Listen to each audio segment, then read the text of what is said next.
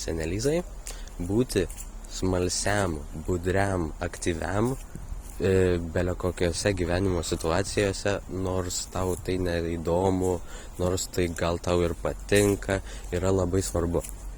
Nors ir bijai, yra labai svarbu. Dėl to, kad dabar paduosiu savo ką tik įvykusį gyvenimo pavyzdį.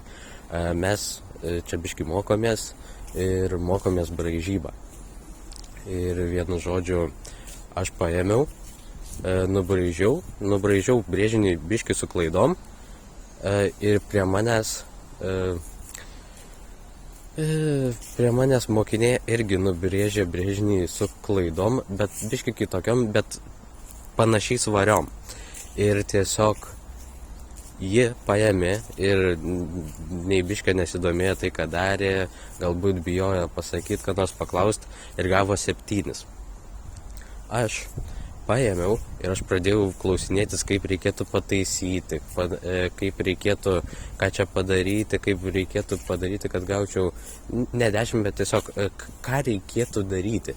Paėmiau ir paklausiau tiesiog be jokio tokio galimo potencialaus atlygio, pavyzdžiui, geresnio pažymio šiuo momentu. Ir paėmęs tai padaręs, man pasakė šitaip mokytoja. Gerai, tai tu paimk, išsitaisyk klaidas, aš tau jau dabar parašau 10, o tu tiesiog išsitaisyk klaidas. Nes tu jau kaip ir žinai, nes aš jau tau paaiškinau, kaip reikia. Tai tu dabar tiesiog pasitaisyk.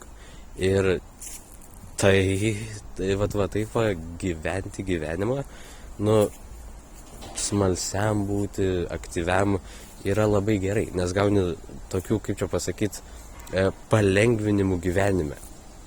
Nes tu tiesiog, pavyzdžiui, aš dabar ką padariau praktiškai, tai aš savo energiją paėmiau ir mokytoją įkroviau pozityviškiau. Ir tiesiog taip gavos, kad didelė įkrova buvo ir ant tiek paveikiau, kad tiesiog pasitikėjo mane ir paėmė, parašė 10 ir sakė, įsitaisyk klaidas. Toks labai paprastas gyvenimiškas paaiškinimas, kaip yra svarbu tiesiog pozityviai, aktyviai žiūrėti į visą šitai, į visą gyvenimą.